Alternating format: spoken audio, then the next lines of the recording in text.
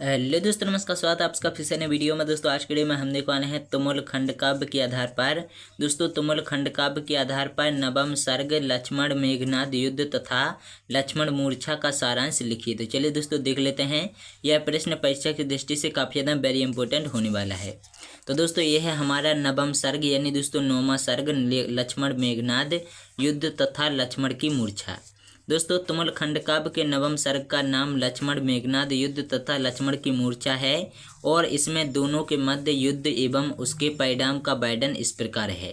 दोस्तों लक्ष्मण द्वारा प्रशंसा सुनकर मेघनाद गर्वित होता है, परंतु कुछ देर सोचकर विनय पूर्वक कहता है कि आपके वचन सत्य हैं। आप भी रूपवान होते हैं, मतलब होने के साथ साथ बुद्धिमान, अत्यंत वीर, पराक्रमी, नीतिज्ञ, वेद ज्ञानी और मर्मज्ञ तथा सर्वज्ञ हैं। किंतु आप भी सुन लीजिए कि मैं आज यहाँ अपने पिता के सम्मुख प्रतिज्ञा करके आया हूँ कि मैं अपने शत्रुओं को युद्ध भूमि में सदा सदा के लिए सुला दूंगा, चाहे आपकी इच्छा कुछ भी हो। परंतु मैं आज आपके पिता की इच्छा पूर्ण करने के लिए मैं अपने पिता की इच्छा पूर्ण करने के लिए आया हूँ। मैं युद्ध किए बिना यहाँ से नहीं जाऊँगा और अतः आप भी युद्ध करने के लिए तैयार हो जाइए। मेघनाद के वचन सुनकर लक्ष्मण क्रोध में लक्ष्मण को क्रोध आ गया और वह कहने लगे, मैंने हंसी की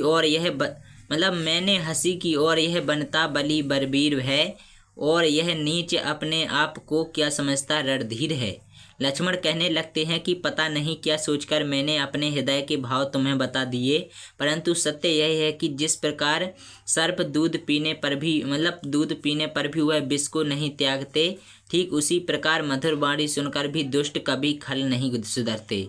यह कहकर सौमित्र युद्ध के लिए तत्पर हो गए और शत्रु पक्ष पर अपने बाणों से प्रहार करने लगे। उनके रण कौशल को देखकर मेघनाद की सेना का उत्साह मंद पड़ गया और वह पीछे हटने लगी।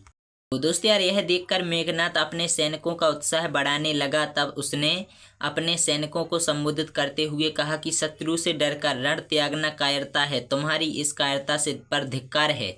मेरे युद्ध कौशल को देखो और शत्रुओं से वीरता पूर्वक युद्ध करो। मैं शीघ्र ही शत्रुओं को परास्त कर दूंगा। दोस्तों पूरा करूंगा तात से जो बात मैंने है कही, लड़ते हुए अरी को धराशायी करूंगा शीघ्र ही। दोस्तों मेघनाद का उपदेश सुनकर उसकी सेना में पुनः उत्साह का संचार हुआ और वह पहले की तरह शत्रुओं से लड़ने लगी। अब मेघनाद ने भीषण युद्ध करना प्रारंभ कर दिया। वह कभी आकाश में जाकर तो कभी धरती पर आकर वानर सेना का संहार करने लगा। मेघनाद लक्ष्मण में भयंकर संग्राम होने लगा। जिस तरह दो सिंह आपस में लड़ते हैं, वैसे ही दोनों वीर लड़ने लगे। मेघनाद धीरे धीरे लक्ष्मण पर हावी होने लगा।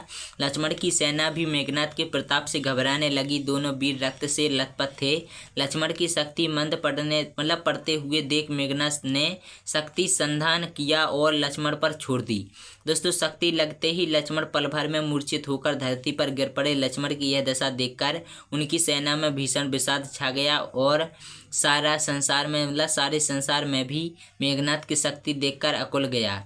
दोस्तों इधर मेघनाद लक्ष्मण को पराजित करके गर्व से उन्मत्त होकर सिंह के समान दहाड़ता हुआ लंका की ओर चल पड़ा। तो दोस्तों ये था हमारा आज का प्रश्न। बाकी दोस्तों आशा करते हैं कि आप लोगों को आज की वीडियो पसंद आई होगी।